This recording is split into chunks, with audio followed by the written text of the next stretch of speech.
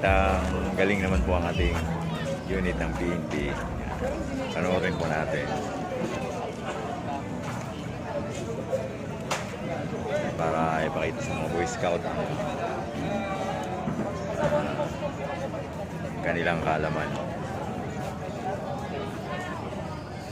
Po naghahanda Yung mga senior scouts ng Makati, wala dyan ang activity nandito sa harapan ng stage. Lapit na kayo.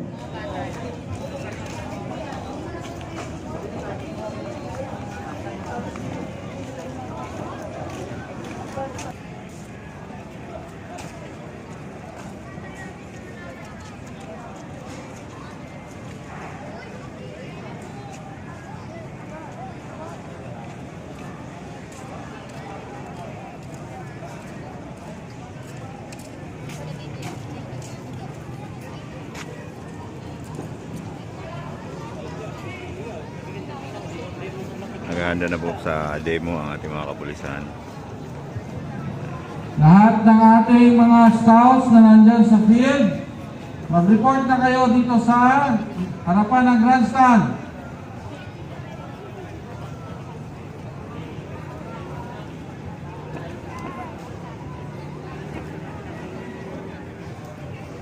O mga scout leaders, minsan lang natin makita itong pag-demo ng bomb squad ng Philippine National Police.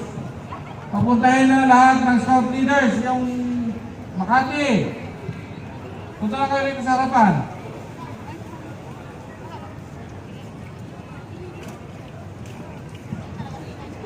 Attention mga scout leaders, papuntahin lahat ng ating mga batang scouts.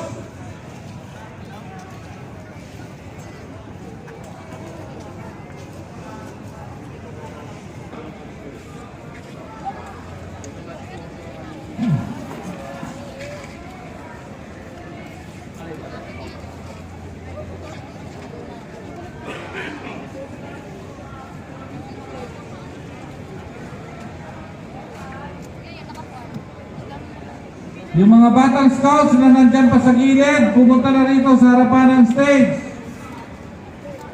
Ano mag-assist naman dito? Mga scout leaders, pakipapunta na ang inyong mga batang scouts.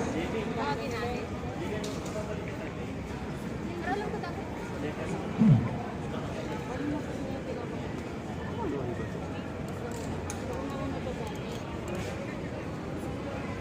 Ano mga mas kailangan nila? Baklaya, Shibana Rubin, Roshana Rabaya, Hallelujah.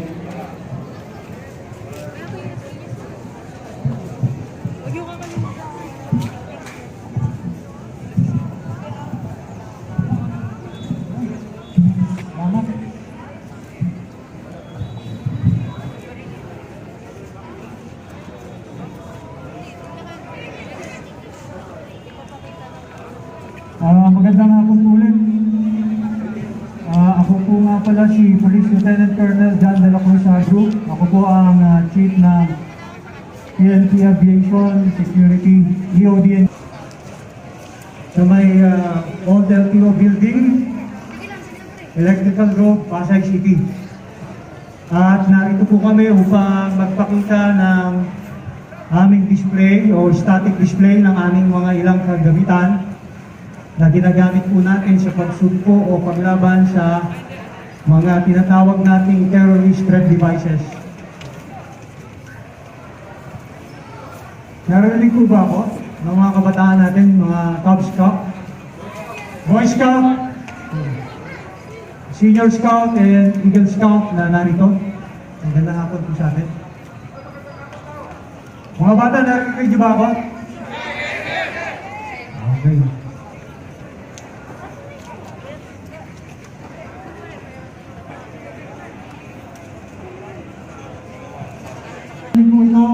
Sisimulan na po namin yung aming demonstration. Simulan po natin ang aming demonstration sa pamamagitan po ng pagpapakilala sa inyo ng aming team, ng EOD team na binubuo ng atin po ilagay ang inyong paningin sa may bandang kaliwa. Ang ating pong team, ang EOD team ay binubuo ng ating tinatawag na P1. P1. Daniela. Ayan po ang ating P1. Siya po yung nagsusuot ng bomb suit. Nakikita niyo po ba dito sa may kaliwa? At ang ating pong P1 ay mayroong katuwang at ang kanyang katuwang ay ang ating P2. Yan po ang ating P2. Yan. Meron din po tayong tinatawag na ating toolman. Siya po ang ating ikatlong personnel. At ang EOD po kapag lumalakad ay meron din po tayong security. Ayan po ang ating seguridad. Siya po ang namamahala ng seguridad ng ating technician at ng P1, P2 at saka ng toolman. At meron din po tayo na operator ng ating tinatawag na ICOR robot, ng ating technician. Narito po siya. Ayan po. Palakpakan naman po natin ang ating mga kasama. So sila po ang bumubuo ng ating EOB team. At nariyan din po sa kanilang harapan ang kanilang team leader. Team leader. Ayan po. So mula po dito sa pagkakataon ko, ipapakita po natin kung paano po natin i-deploy ang ating EOD. Upon request, upon receive ng kung ano bang IED alarm o improvised explosive device alarm, kapag nasa area na po ay ganito ang masasaksiyan ninyo. Bomb suit deploy. So makikita po natin si P1 at ay sinusuotan na ng bomb suit, tinutulungan po ng ating P2 at saka ng ating toolman.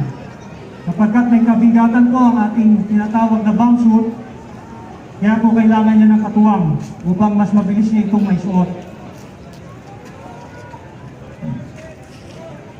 Mukha po siyang astronaut. Palakpakan naman po natin yung ating P1 dahil sa pag-suot po ng P1 ay ng bomb suit ay hindi po ganoon kadali sapagkat ito po ay may lubhang kabigatan.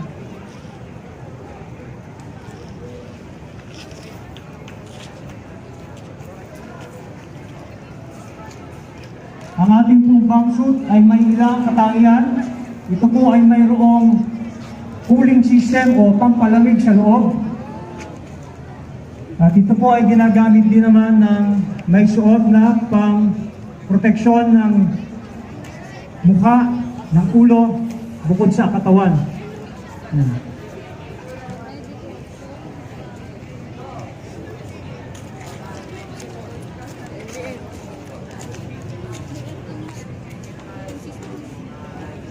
Team ay naghahanda, ang ating pong security man ay siyang nagmamasid sa kapaligiran upang siguraduhin o magmatsyag na walang anumang threat ang pwedeng lumapit sa ating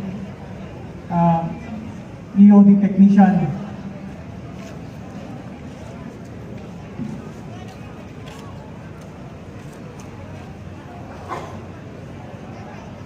Down by siya.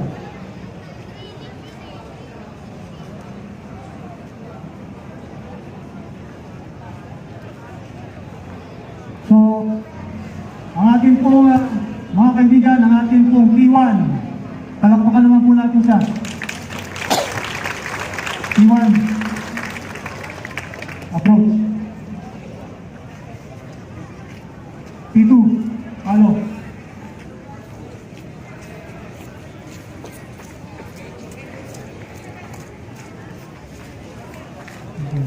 Thank you, P1. Kaway-kaway ka sa kanila.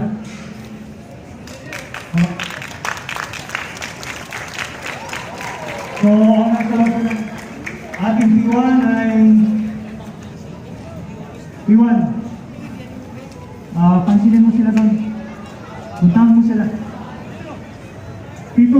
Tingnan mo. Baka...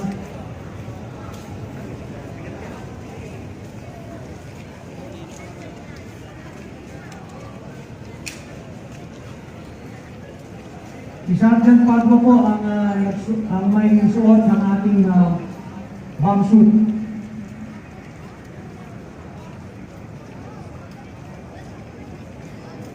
Mga bata, pwede niyo siyang gawayan. Yan.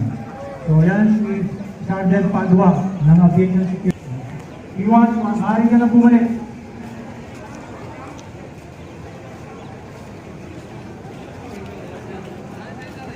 May kakigatan mo yan.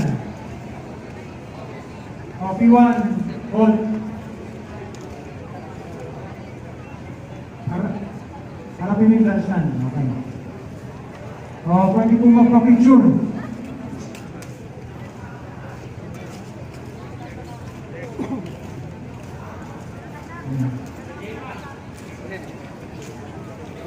P1, pwede kang gumalaw. Galaw-galaw ka na, baka may stroke. Iwan, tingnan mo natin kung narinig niya tayo, gano'ng talas ang kanyang isip. Iwan, taas ang kamay. Ang kabilang kamay. Arms forward. Yan. Down. Sige, kaway-kaway.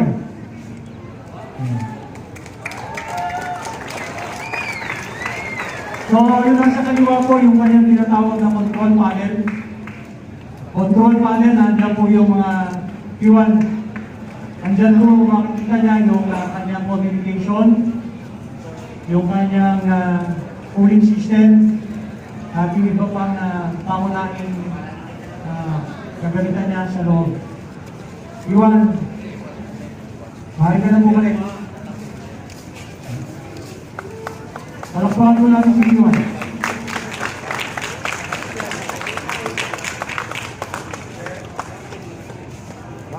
Yun. Tulman. Tulungan mo. Kaya nga tulman tulong. Okay. So, ngayon naman po, magkatapos po natin nakita yung ating bomb suit o si P1 na may suot na bomb suit. Ating po din naman ginagamit yung ating tinatawag na special tool. Ang isa po sa ating mga special tool na ginagamit ay yung ating tinatawag na I-4 robot.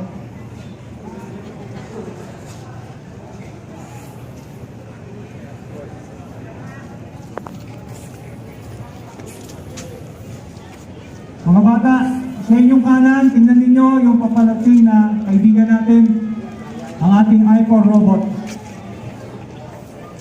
Team leader.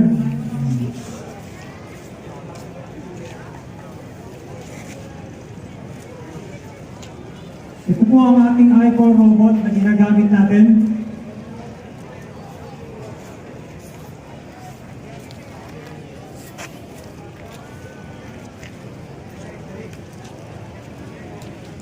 Ito po ginagamit natin sa pag-responde, sa paglaban sa mga terrorist threat devices na tinatawag natin o mas kilala natin na IED, Improvised Explosive Devices. Halin po na si P1 ang pupunta, yung robot po ang isusubo natin. Yung ating I-4 robot. Yung ating POD robot.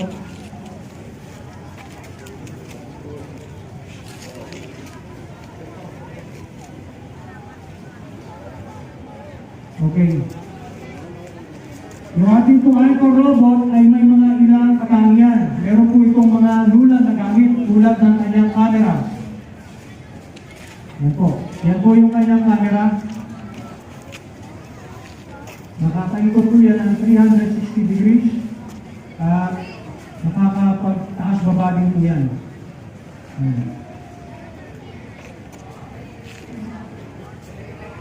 Okay ka ba, I-4 robot? I-4 robot, okay ka ba? Yan po ay tumatango eh. Ayun, tumatango ano. At ang kanya pong nagdudulay ng ating hyper robot. Yung kung ating nakikita naman na gumagalaw ngayon ay yung kanyang grabbing arm.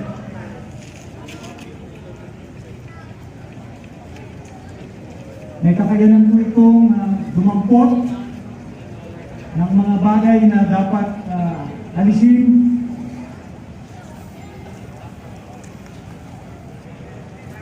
Ayan po yung kanyang grabbing arm. At yung nakikita naman po din yung kulay puti, yan po yung tinatawag natin disruptor. Yan naman po yung ginagamit natin na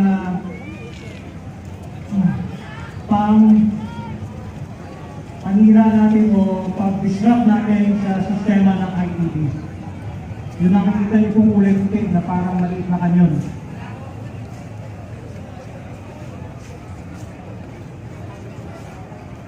Ito po ay napapagalaw din natin ng walang kable. Pero sa pagkakataon ito po, ginamit natin yung kable, yung cable niya. So, palakpakan naman po natin yung aming hyper robot. Sige. Nakapit po na naman.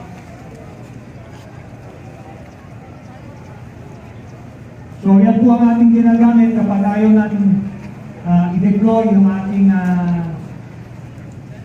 personnel sapagkat mas magiging ligtas kung ang robot ang gagamitin natin. Subalit kung wala po, tayong robot, talaga po yung personnel natin mismo ang bababa para subuin yung improvised terrorist explosive devices. So, yan po ang ating hyper robot na kasama. Ito po ay gawa sa bansang Amerika.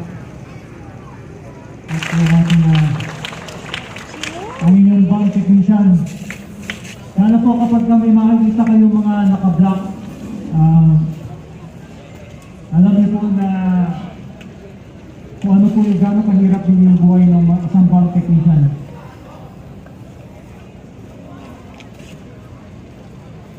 So, maraming salamat po. Kami po ang inyong aviation security unit na unit. Magandang hapon po sa inyo.